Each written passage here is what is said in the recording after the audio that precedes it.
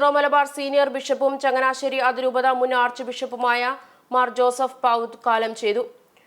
വാർദ്ധക്യ സഹജമായ രോഗങ്ങളെ തുടർന്ന് ചികിത്സയിലായിരുന്നു. ചങ്ങനാശ്ശേരി സ്വകാര്യ ആശുപത്രിയിൽ വെച്ചായിരുന്നു അന്ത്യം. ചങ്ങനാശ്ശേരി അതിരൂപതയിലെ കുറമ്പനാടം അസംപ്ഷൻ ഇടവകയിൽ അതിരൂപതനായ പൗവത്തിൽ കുടുംബത്തിൽ 1930 ഓഗസ്റ്റ് 14 മാർ ജോസഫ് പൗവത്തിന്റെ ജനനം. പൗവത്തിൽ അപ്പച്ചൻ മറിയക്കുട്ടി ദമ്പതികളാണ് മാതാപിതാക്കൾ. 1962 ഒക്ടോബർ 3 പൗരോഹിത്യ സ്വീകരണം. 1972 ജനുവരി 29 ചങ്ങനാശ്ശേരി അതിരൂപതയുടെ സഹായ മെത്രാനായും നിയമിക്കപ്പെട്ടു. 1972 ഫെബ്രുവരി 13 റോമിൽ വെച്ച് പോൾ ആറാമൻ പാപ്പയിൽ നിന്നാണ് മെത്രാഭിഷേകം സ്വീകരിച്ചത്.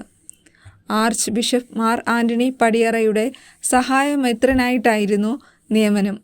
1977 ഫെബ്രുവരി 26 കാഞ്ഞിരപ്പള്ളി രൂപത സ്ഥാപിക്കപ്പെട്ടപ്പോൾ രൂപതയുടെ പ്രഥമ ബിഷപ്പിനായി നിയമിതനായി. 1977 മെയ് 12 സ്ഥാനാരോഹണം. മാർ ആന്റണി പടിയറ സീറോ മലബാർ സഭയുടെ മേജർ ആർച്ച് ബിഷപ്പായി നിയമിതനായതിനെ തുടർന്ന് 1985 നവംബർ 5 ചങ്ങനാശ്ശേരി ആർച്ച് ബിഷപ്പായി നിയമിതനായി. 1986 ജനുവരി 17 സ്ഥാനാരോഹണം. 22 വർഷക്കാലമാണ് ചങ്ങനാശ്ശേരി അതിരൂപതയുടെ സർവോതോന്മുഖമായ വളർച്ചയ്ക്കായി പ്രവർത്തിച്ച മാർ പൗവത്തിൽ സഭയുടെ ക്രാന്തദർശിയായ ആചാര്യനായിരുന്നു.